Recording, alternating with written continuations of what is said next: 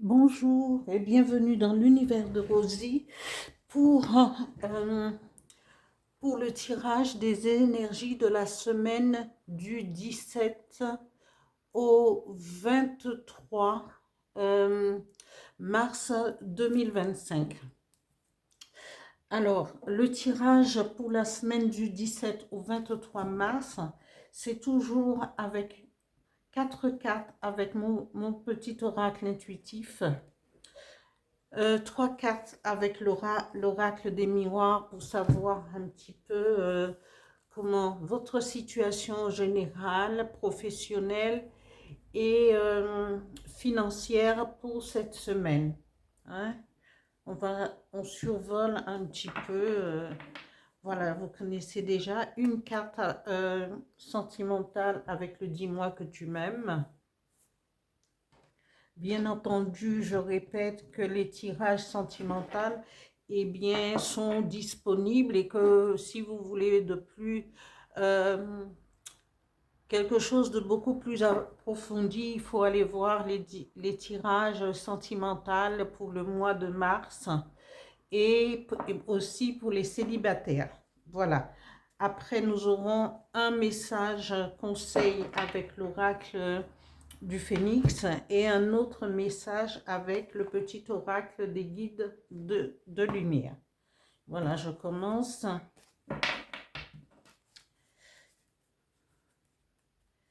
Énergie du 17 au 23 mars 2025 pour les énergies de la semaine. 4 cartes, s'il vous plaît. Voilà. Alors, j'ai les 3 qui sont tombés. La première carte, c'est alignement. La deuxième carte, c'est compassion. La troisième carte, c'est échec. Encore une.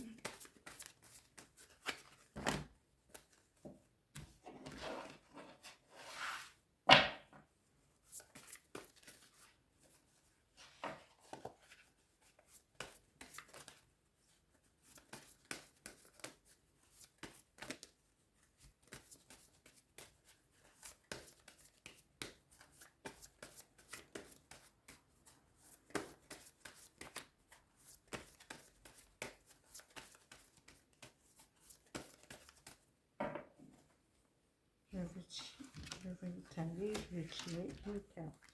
Voilà, la dernière carte. Et joie.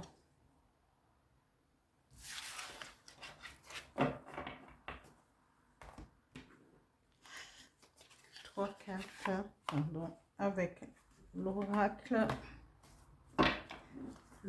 des miroirs.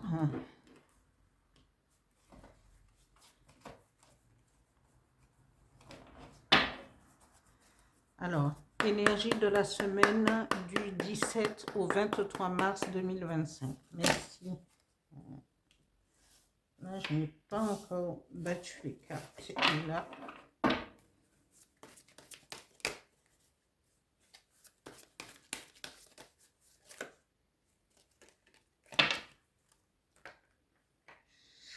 Voilà, oh là là. Alors, non, il y en a trop.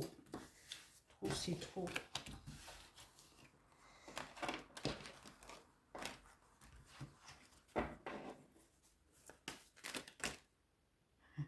Voilà, j'en ai 4. Ils veulent parler par 4 aujourd'hui, alors voilà. La première carte tombée, c'est hérédité, famille, accusation et cadeau. Voilà, je garde les 4.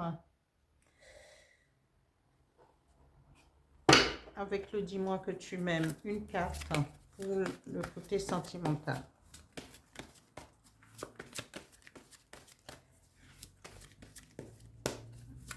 Une carte, s'il vous plaît. Énergie du 17 au 23 mars 2025. Énergie générale.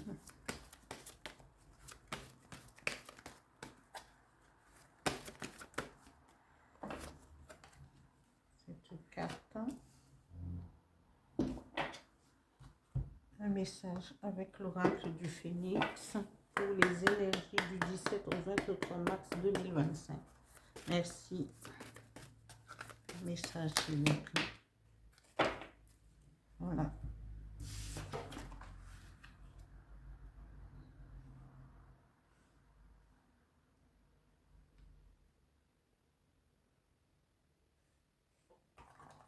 Un autre message avec l'oracle du Phénix pour les énergies de la semaine du 17 au 23, au lundi 23 mars 2025. Merci. Un message s'il vous plaît.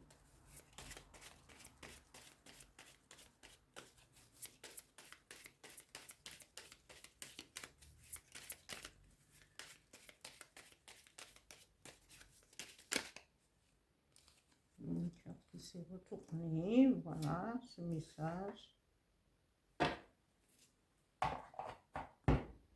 Voilà. Les énergies qui vont vous accompagner pour la semaine du 17 au 23 mars.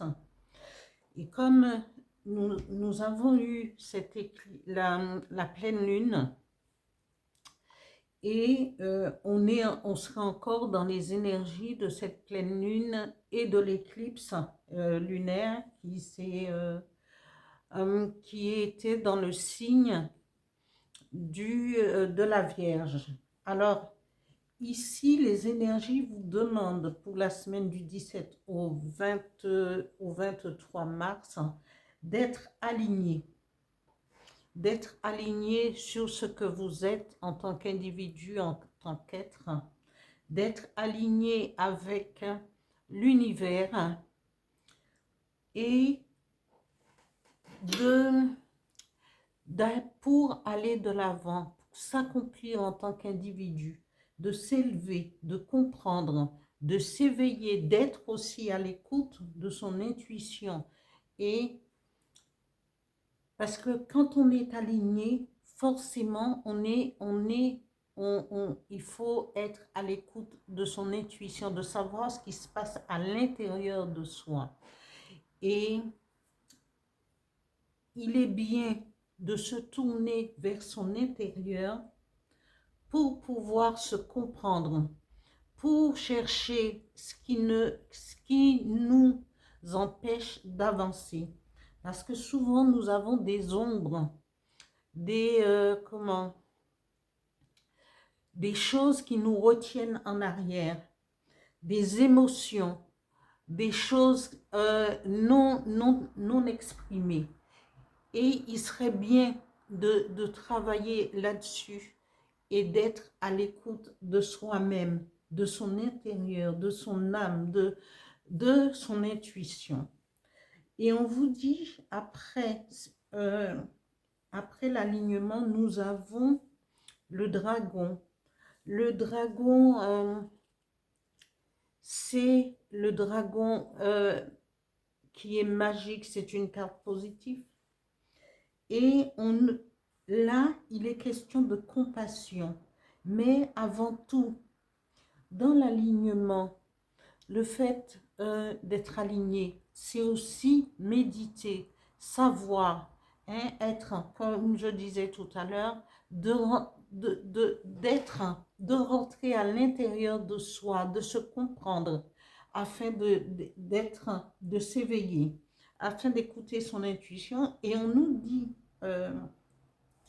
pour cette semaine, le dragon dit de la compassion. Mais comme je dis toujours, la compassion commence d'abord avec nous-mêmes. Il faut se tourner vers soi et avoir de la compassion pour soi avant d'en avoir pour les autres.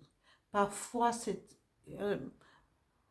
on peut penser que les choses sont contradictoires, parce qu'on dit oui, il faut avoir de la compassion envers les autres, tout et tout. Mais d'abord, parce que pour comprendre, pour transmettre, pour partager cette compassion avec les autres, il faut d'abord qu'on puisse s'aimer, qu'on puisse avoir de la compassion pour soi, parce que ça commence d'abord pour soi.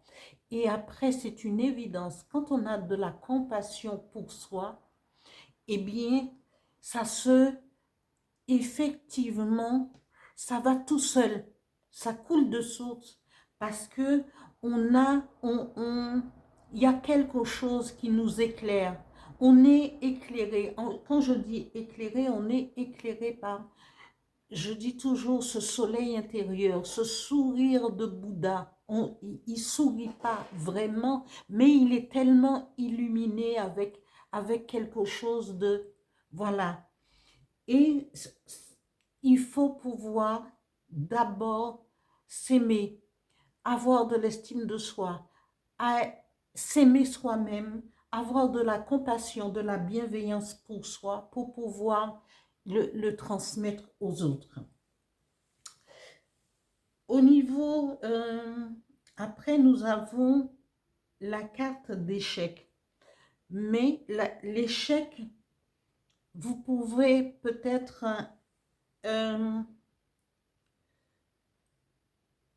avoir quelque chose qui va pas fonctionner. Mais l'échec ici, on vous dit que l'échec n'est pas une tare.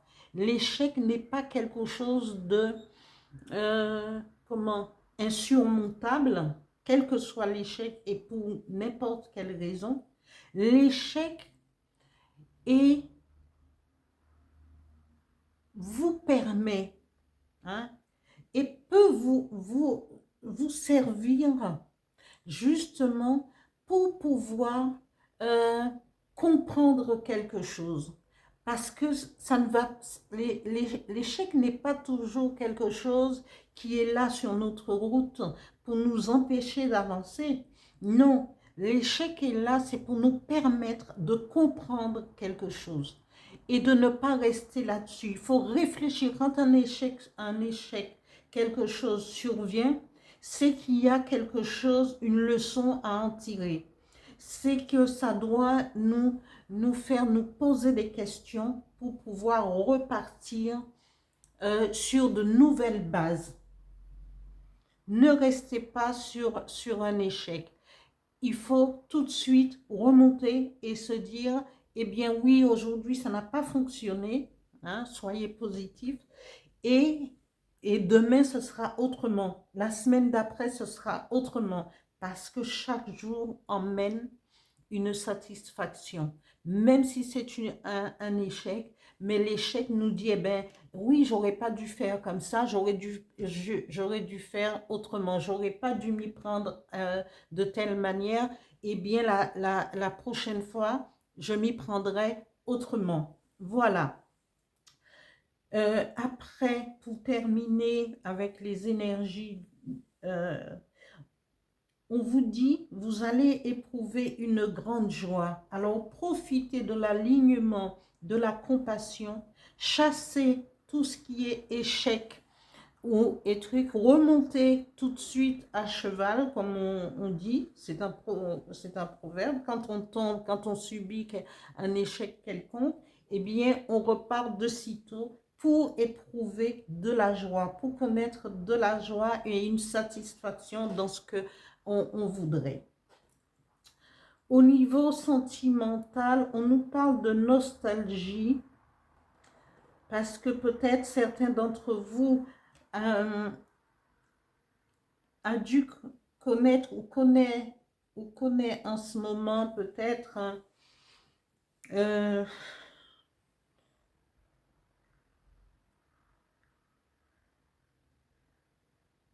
et je dis pas, c'est peut-être même pas une nostalgie, c'est peut-être une mentalisation. Peut-être que vous êtes déjà, vous avez déjà quelqu'un, ou si vous n'avez pas quelqu'un, vous pensez à vos émotions passées et vous mentalisez toutes ces émotions. Mais ces émotions vous empêchent, à force de mentaliser, de ressasser dans votre tête, ça vous empêche de voir ce qu'il y a derrière votre porte, qu'il y a à côté de vous, ce qui est en face de vous. la personne qui pourrait, qui va vous faire un sourire, qui aura peut-être envie d'entamer quelque chose avec vous, vous ne le verrez pas parce que vous restez dans la mentalisation. Adoptez le sourire intérieur, le sourire de Bouddha et avancez. Parce que la mentalisation, ça nous retient, ça nous empêche. Faites taire justement, je ne dis pas que c'est facile, mais quand vous avez des pensées, hein, le mental qui vous tenaille tout le temps, je suis sûre que vous avez déjà entendu parler de Ho'oponopono. Et ces 4 mots, hein, désolé, pardon, je t'aime, merci. Adoptez cette, et c'est une méthode, et apparemment c'est une méthode qui a été approuvée par des scientifiques, et cette méthode vient d'Hawaï. Et vraiment, essayez-le, parce que vous allez le répéter. Quand il y a des pensées, le mental qui vous tenaille, pensez, je suis désolé, hein, ou désolé, pardon, je t'aime, merci. Vous le répétez autant de fois que vous le pouvez, jusqu'à ce que vous perdiez le fil de cette mentalisation, du mental qui est là et qui vous empêche. Et au fur et à mesure, tous les jours et chaque fois, répétez-vous ces 4 mots et vous verrez. Et vous me mettrez un petit commentaire pour me dire est-ce que ça a été. Voilà pour le côté sentimental. Arrêtez de vous faire et souriez aux autres. Voilà. Ici, nous avons la situation générale nous parle, nous dit hérédité. Peut-être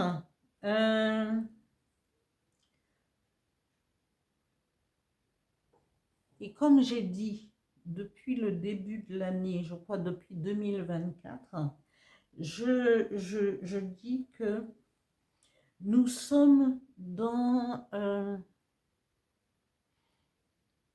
le fait que nous aurons des messages des ancêtres, quel que soit, parce que quand l'hérédité, l'arbre généalogique sort, peut-être que vous aurez soit au niveau du travail, on nous parle, mais on vous parle d'ancêtres. Alors, vous avez comment? Peut-être que vous occupez, vous travaillez dans une entreprise familiale, et c'est déjà sorti plusieurs fois. Vous travaillez dans un milieu familial où il y a, parce que là on nous montre beaucoup d'amour au niveau de la carte, au niveau, dans le cercle familial, mais il y a, c'est une entreprise familiale qui a été créée peut-être par vos grands-parents, qui est quelque chose qui est ancré dans la famille. On vous demande d'écouter ou de faire appel à vos ancêtres et leur demander la marche à suivre. Parce qu'on peut leur demander, vous allumez une petite bougie et vous faites appel aux ancêtres bienveillants, méritants et lumineux, afin de vous éclairer, parce que peut-être que cette entreprise, vous avez besoin de savoir quelle est la marche à suivre, qu'est-ce qui pourrait vous aider, peut-être que vous envisagez aussi de changer quelques façons de faire. Et comme c'était une entreprise créée par vos grands-parents, peut-être et arrière-grands-parents, vous, euh, vous hésitez, mais ayez confiance et n'écoutez pas, peut-être pas les, comment, il faut demander leur de l'aide, demandez-leur comment il faudrait que vous vous y preniez. Au niveau financier, on parle d'accusation. Peut-être que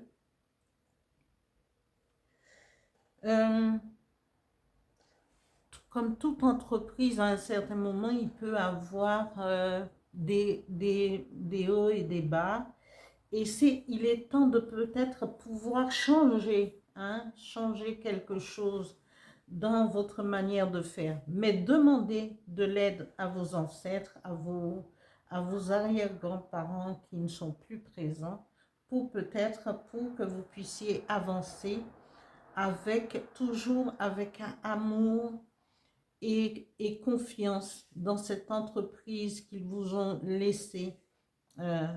Et même si au niveau financier, peut-être qu'il y a un petit peu, voilà, il y aura des petites brouilles au niveau financier, mais ne vous inquiétez pas, parce qu'on vous dit que vous allez avoir un cadeau de l'univers qui peut être aussi une rentrée d'argent imprévue, ça va venir, ça va vous tomber, vous aurez un cadeau et qui vous permettra d'aller de l'avant, hein? Parce que les accusations, mais il y aura un cadeau de l'univers derrière. Alors demandez, faites appel à vos ancêtres pour vous ouvrir la voie, vous montrer le chemin pour pouvoir avancer et rester en famille. Parce que là, il est question de famille, mais il est question aussi, regardez les branches, que des cœurs. Et il y a de l'amour et de l'affection. Alors, essayez d'aller de l'avant. Et n'ayez pas peur parce qu'il y a un cadeau qui vient derrière au niveau financier. Voilà. Pour le message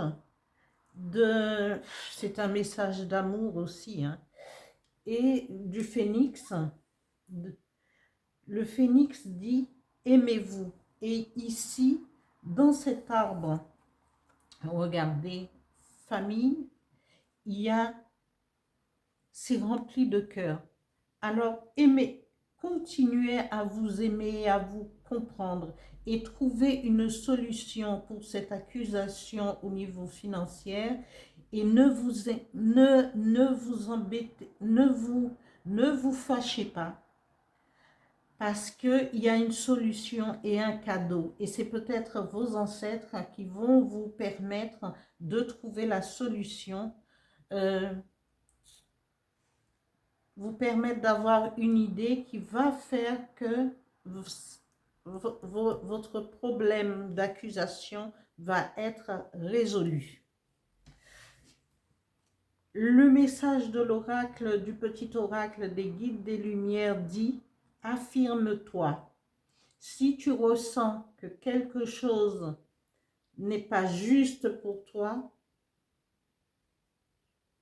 ose le dire. Tu peux t'affirmer en douceur, sans heurts, sans colère, mais clairement. Ne laisse plus tes choix, tes décisions entre les mains de quelqu'un d'autre. Voilà pour le tirage des énergies du 17 au 23 mai qui, j'espère, vous parlera. Et je vous dis de passer une bonne semaine et à bientôt.